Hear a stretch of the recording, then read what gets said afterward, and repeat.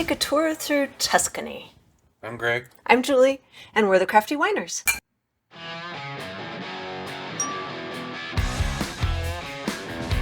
So, today we are going to make I had to look up how to pronounce this. Sangiovese?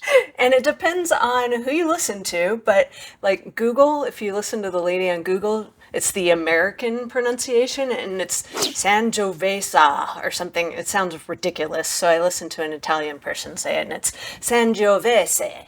It's better, but and you really can't say it without that accent. I'm still going to say it like an American. Okay.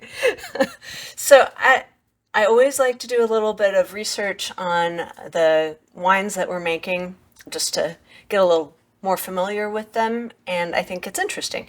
This one didn't have as many fun facts as some of them we've done, but I did find some.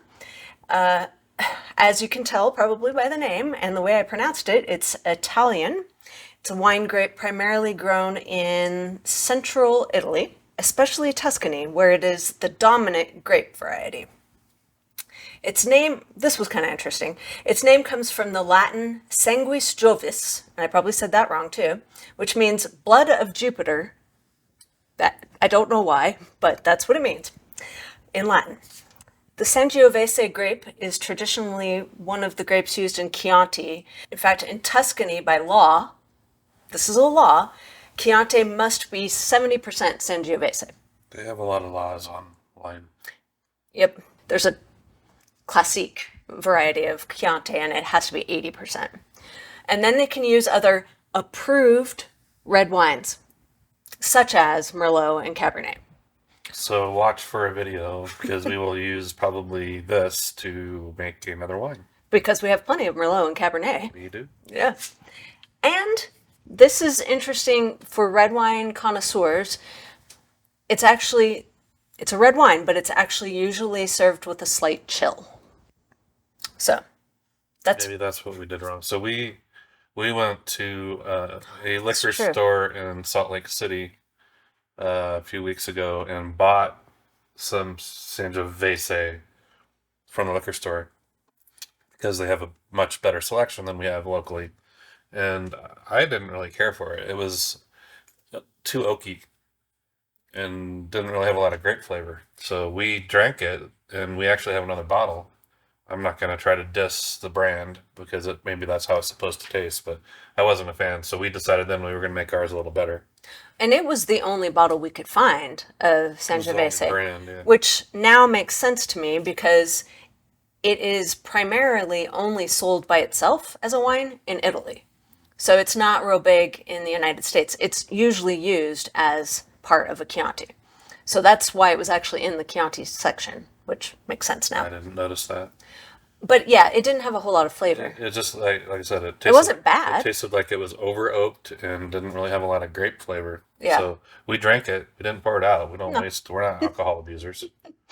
But we'll make ours a little bit tastier, hopefully. Knock on wood.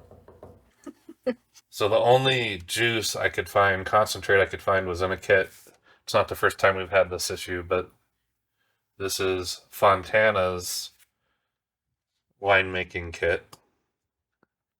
And this came from Amazon, I'm pretty sure, although it was a while ago that I bought it. This is enough to make 6 gallons. So I had to bring out my calculator. Oh no, you had to bring out the calculator?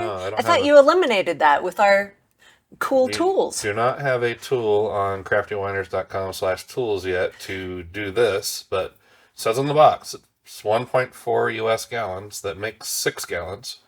So 1.4 times 128 ounces is 179.2 ounces. Divided by 6 is 29.8. So basically 30 ounces of concentrate that we want for 1 gallon. Interesting. And that's going to be, I think, a tick below 30. Yeah, too, right. On our right measuring here. pitcher. It's got the tick marks on there. So I'm just going to double check. Yep, it's 1 tick below 32 that we're going to aim for. When you get bags like this and you're only doing a portion of it, it's a good idea to shake it so that if there's more flavor, less flavor. Sometimes you get little pieces of grape and stuff that settle to the bottom. You're not going to want that to only be in your last batch. So that's what they didn't do. They didn't shake it. They didn't shake the concentrate well enough. Our bottle didn't have any flavor. So this will always be a trick to try to get it poured into a pitcher without spilling any and get exactly the right amount. I'm going to do my best shot, hopefully with her help. I don't know how much help I'm going to be, this but aimed over and pour it in. And she can stop me when it's at 30 because it's pointed towards her. looks good. How's it taste as concentrate? Not oaky. Very sweet. Really? That's Well, interesting. it's concentrate. So. Oh. I wonder if we're going to have to put sugar or not.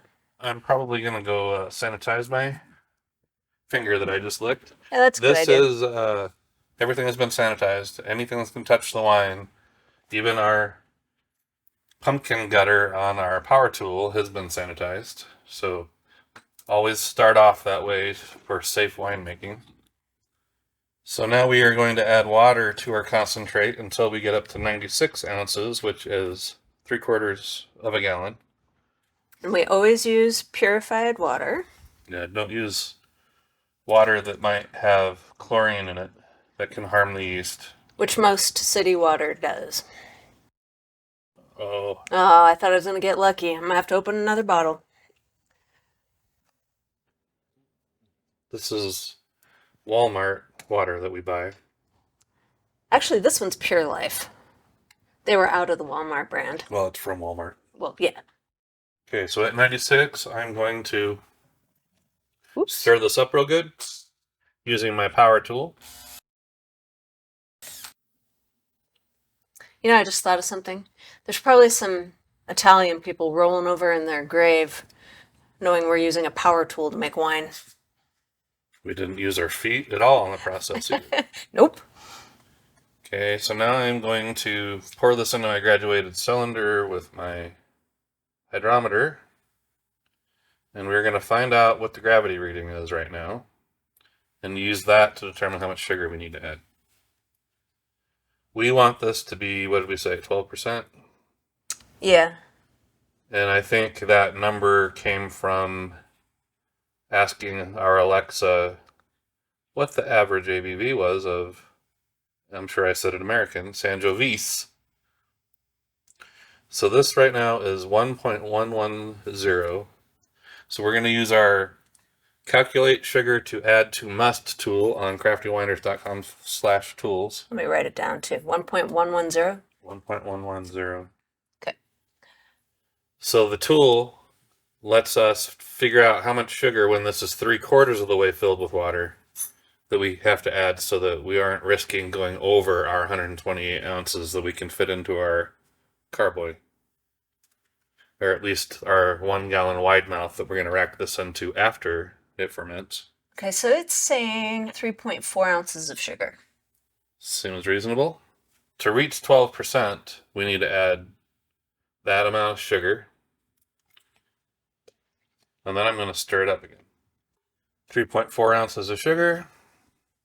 If you weren't using the power tool, you might want to pour the must into the container with the sugar and stir it up real well and then put it in here, but the power tool does a great job of mixing it.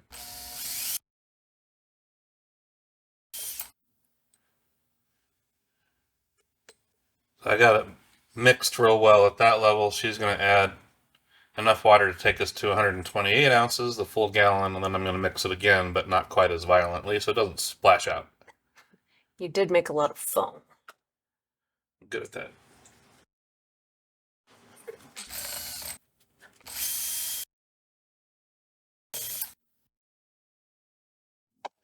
So now we will get our initial gravity, which I expect will be what the calculator said. We'll find out. 1.09. 1, maybe? 1 or 2. The calculator says 1.091. Yep, I can go with that. There's some foam here, so it's kind of hard to see, but 1.091 sounds good to me. Okay. Oops. What did I do? Yeah, you did it again. Okay.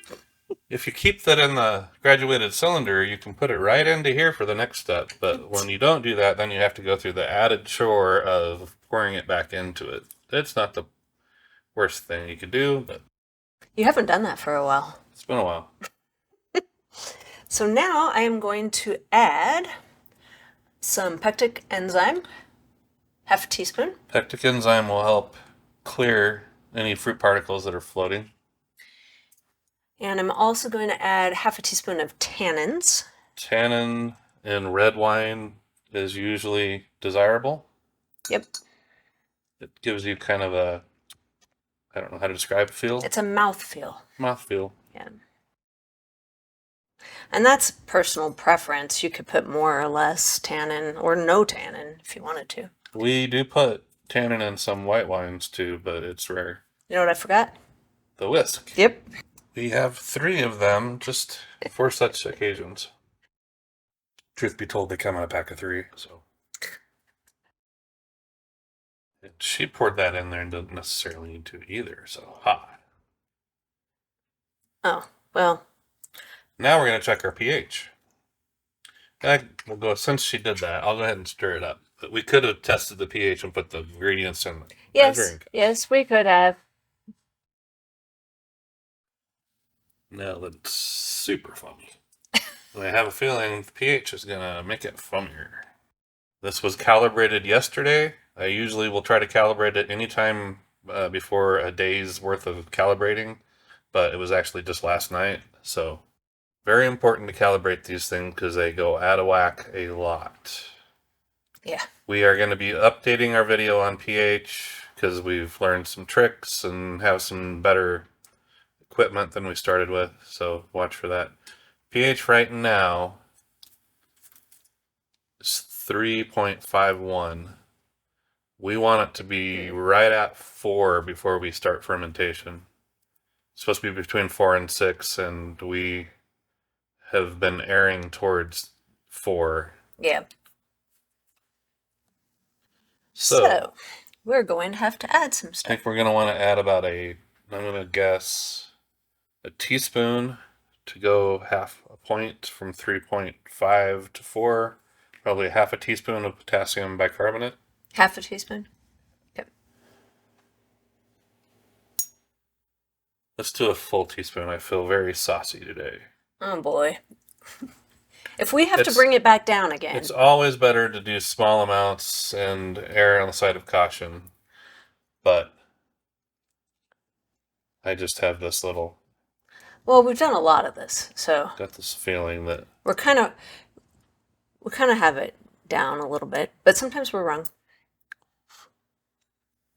Okay, so that is a full teaspoon. Our standard measurement on the side of our jar is a quarter teaspoon, and that's what we try to do our measurements in, unless you have a reason to think that it's not nearly enough, and then you can do a larger.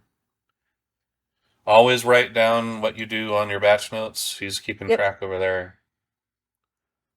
So that when we make this again, since we have another 5 gallons we can make, I would still want to you're still going to want to do all the measurements and tests and so forth, even though it's the same concentrate, just to be safe. But you probably could get away with doing that and just use the same measurements again. As long as you're shaking the bag so all the stuff is even. If you're getting the same stuff out of the concentrate. Yeah. I really can't see if it's stirred up or not, so I'm going to just trust that it might be. Some of that foam was from the potassium bicarbonate and not from my power tool. Yes. Potassium bicarbonate sits on the top a lot of times in the foam, and so you want to kind of massage it back down into it.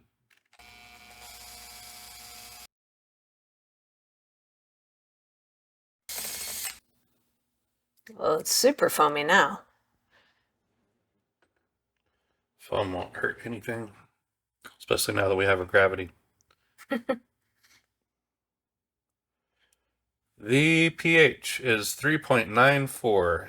3.98. Well, that's pretty good. Nailed it. I'm going to take it out before it changes because I like that. So, 3.98. after you use your pH meter, it's good to, as quickly as you can, use tap water to force the liquid off of it, and then use distilled water for a final rinse because it won't leave any film on the meter. So I'm going to do that, and we'll be back. Okay, so now we are going to start getting ready for the yeast. We usually take about a quarter cup of must. And then warm it up. She's going to warm it up in the microwave, which is just a cheat. If you have another way that you want to warm it up to about 85 degrees, do that. But she's going to use the microwave, and then we're going to add Go-Firm. Okay, so I heated this up for 10 seconds. You can use a thermometer to check the temperature, which is what we've done for a long time. But now we know it's 10 seconds. So it works pretty well. From roomish temperature. From roomish temperature. Roomish? So you don't have to use Go-Firm, you don't have to use Fermentation, but we use both, and it seems to make everything go smoother and faster and taste better. This is very full. Recommend it. We're using a new brand of Go-Firm. A little different color. It's a formula that multiple manufacturers make, and this is it's lighter color. But I got it in a much bigger container for a whole lot less money, so. Which is always good. Per ounce. So I put 2 teaspoons of that in. When this is warm, the Go-Firm absorbs into it, mixes in a lot easier. That's not saying that it's easy, it's just easier. And I've noticed with this Go-Firm, if you just let it sit in the liquid, it melds by itself better. So patience with this stuff is rewarded. But we aren't patient, and we're on camera, so it may not be perfect. But you do want the warm temperature makes it mix better, and then you definitely want it to be 85 or maybe even a little more before you put the yeast in. Yeah. A lot of the yeasts will say what temperature they like. Yeah, they usually say on the back. Lalvin does, I'm pretty sure. This one does too.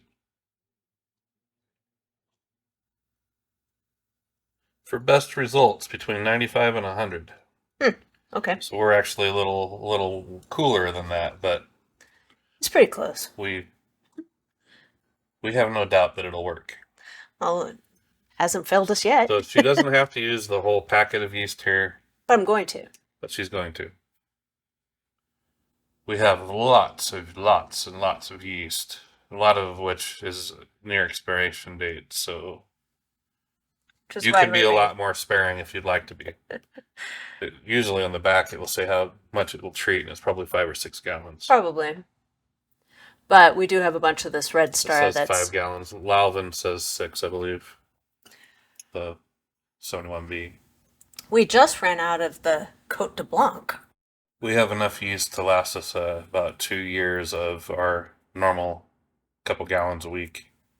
So if you're wondering what I'm doing, I'm giving the yeast a bath. We want the yeast to be in the liquid and not sitting on top of it as much as possible. Which is it likes to difficult. Stick. Red Star is stickier than some of the ones we use too, so it will stick to whatever utensil you're using. So just do your best. I used to use the whisk, but that was a nightmare because it would stick in all the little. If you don't do this, it will still work. You'll find that the yeast ends up being up on the sides of the container that you're pitching it in. Yeah. And it will die there. That's pretty good. Then it becomes yeast holes and the other yeast to eat it. It's kind of sick. That's good. Yeah. So I'm going to stick this next to a heater for about 2 hours. I want it to be really thriving, foamy, nice and happy before I put it into our must. And actually, I'll go ahead and show you that step, that part of another step. If I wasn't so busy talking while she was doing the yeast, I would have been pouring this in, but I wasn't, so I'm going to do it now.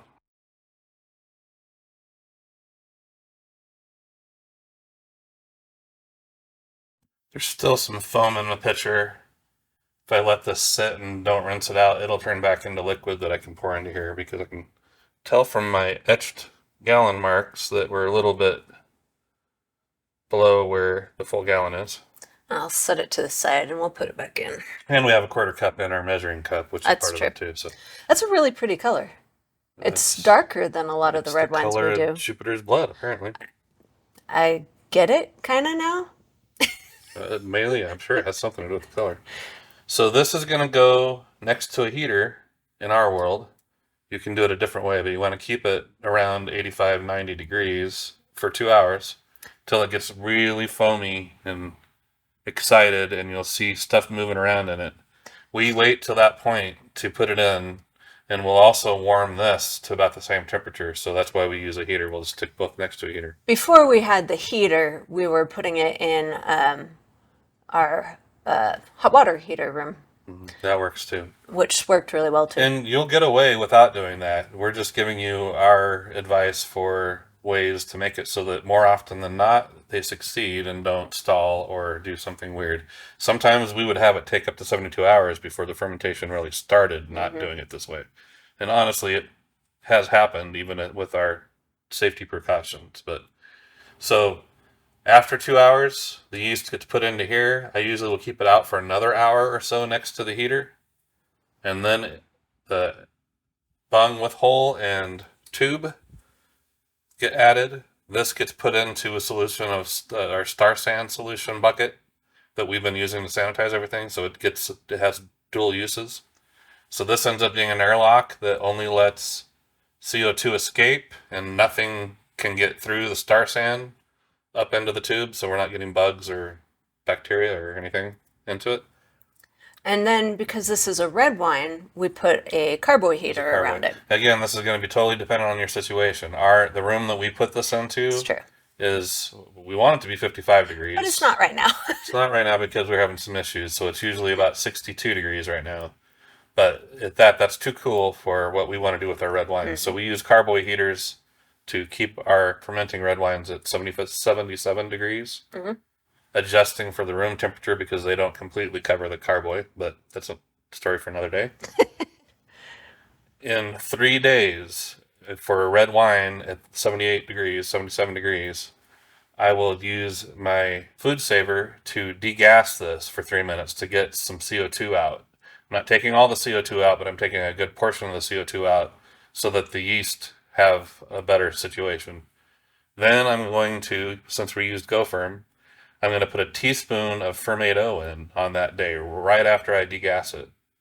And mix it up a little bit, shake it up a little bit. Then the final step that we do is we use an aeration wand for 3 minutes to put pure oxygen into this. So that's replacing what it took out in CO2. And actually, that aeration wand also displaces a lot of the CO2. So it takes out a little more of the CO2. CO2 isn't good for yeast. And you want all the CO2 to be out eventually anyway. So that's on the 3rd day for red wines. Then, assuming that it makes it that far, on the 7th day, if it's not done, for sure take a gravity reading before you do the 3rd day or the 7th day that I'm telling you. Take a gravity reading and make sure that it still has room to go. If it's above 1.08 or so, I would go ahead and do the step. 7th day, most of the time, honestly, it's done. It's close to dry or it's dry, and I don't add a final quarter teaspoon of Fermento. But assuming it's not done and it's still like 1.06, I'll put a quarter teaspoon of Fermento just to give it a little bit more nutrient to get it across the finish line. So, I think we're ready to put this away and talk to you after it's done. Yep. Pippin, are you a good dog? Are you a good dog? No. You gonna admit what you did? Were you mean to your sister? Yeah. Sit pretty. Sit pretty. Oh, give me 5. Give me 5. Yeah. Okay, so it's been a while. It's been, well, not really that long. Is that possible?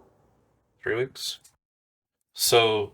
Oh, yeah, I guess it has been. After 3 days, just to remind myself that I need to do the degas, the oxygen, and the Fermento, I take that blow-off hose off and replace it with a regular airlock.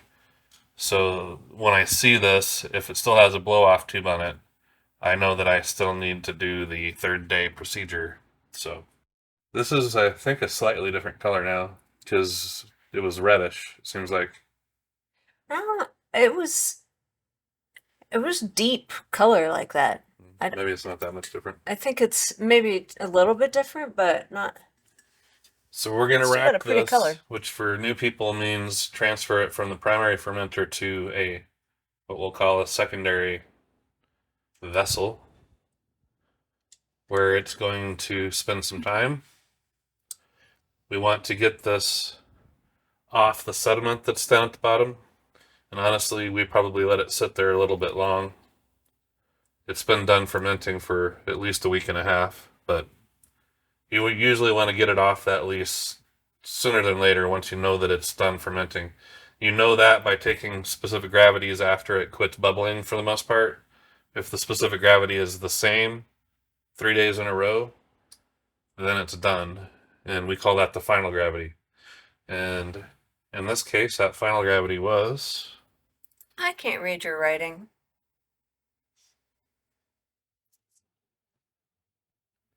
0.997.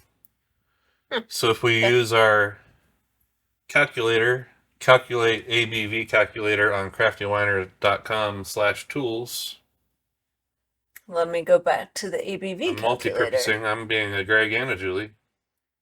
That's scary. Yeah, I'll probably mess one of them up. So initial gravity was 1.091. Final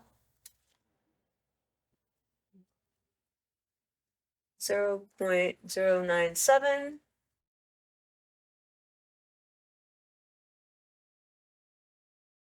Okay, so using the complex method, it comes out to 12.43. 12 is what we were shooting for, so it's a little higher because it went a little drier than 1.000. Yeah. And that's going to be fine, I'm sure. We'll taste it and let you know. Okay, I can't get any more of the juice out without taking a bunch of sediment, so I'll clear this off. We're kind of curious to see how this tastes. Compare it to the one we bought. We haven't adjusted the pH, but yeah, compared to the oaky one that we tried.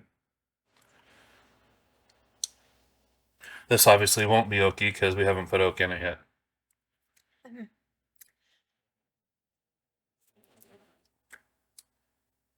Oh, it's totally different than the one we bought. Yeah, I don't.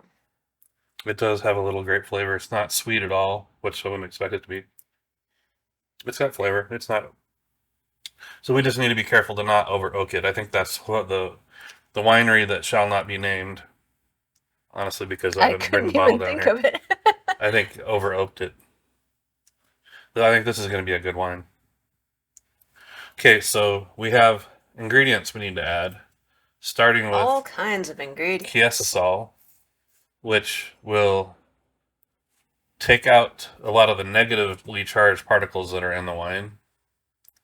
Don't want negativity. Wait. Oh, yeah, you're right. We always forget this. Well, not always. I forget this. So we're going to take out some of this so that we can be putting our other ingredients in it, while the chiasosol has time to work to itself in the main batch. All right. So chiasosol works on negatively charged particles. Its complement is chitosan, and it does the positive charged particles. If you put them in at the same time, they can work against each other and be ineffective. So we're not going to do that. We do the chiasosol first, but we took that must out because it doesn't have chiasosol now, and we can put the other stuff in it. Somebody refilled this. Yes, it's full. It's very full. It ran out. So we use these little jars to make it a whole lot easier on camera than trying to deal with bags of things and different various containers. But it's important if you're doing something like us, let these get all the way to the bottom before you refill them so you don't end up with a really old product down at the bottom. So we finally got through all of the thing of chitosan and I refilled it. I've So got all of the measuring spoons out here. bentonite, she put, I didn't notice if she already did it, I think a I quarter did. I just put it teaspoon. in. That's a clearing agent. It's basically just clay. It'll help clear this more. This isn't, I mean, it's dark. It's hard to see through it, but Yeah. I don't see stuff floating in it. But it helps clarify. We almost always use bentonite. It's not harmful at all. Then we have two potassiums, potassium metabisulfite and potassium sorbate. And they both help a little bit with clearing. They also make it so that the yeast that is still here and still viable, still alive, isn't likely to start up fermentation again. It's important to do that, especially if you're going to back sweeten. We probably didn't need to use that today, and I think I say that every time we make a red wine. We're probably not going to back sweeten this, No. almost for sure not. And it's done fermenting. The sugar is gone. So as long as those things are going to stay the same, you can probably skip the potassiums. Yep. But mainly just so that you understand how important it is, and mainly because we're trying to show you that these aren't terrible things. It's not that big of a deal to put them in there, so we put them in most of our wines. The exception is going to be now when she's doing natural fermentation. We don't put those in because we don't want to inhibit the yeast that's going to carbonate in the bottle.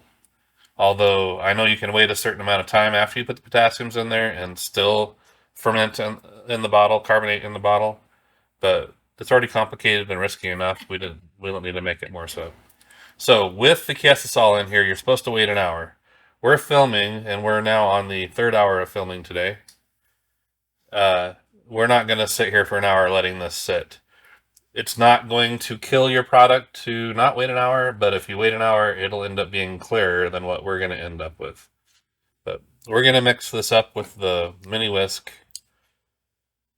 and that she forgot, or That I I forgot, forgot. and then we'll continue. While she is stirring that, I'm going to be checking our pH, which last we knew was right at 4, and I calibrated this pH tester about 2 hours ago. pH is 3.88. Oh, it just switched to 3.84. Hmm. And I honestly, That's good. I'm fine with that. I don't think we need to mess with the pH right now.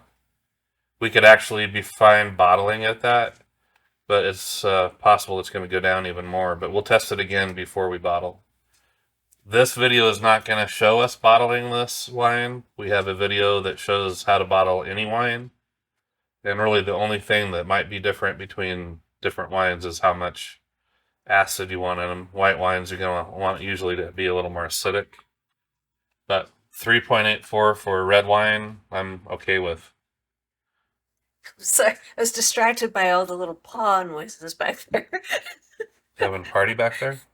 It was just Pippin walking back and forth. I don't know what Nori's doing. Sleeping, probably. I'm going to rinse off our pH tester so that the liquid doesn't dry on it. I use tap water to forcibly wash it, and then I use a little distilled water that I just pour on it to get the tap water off, basically.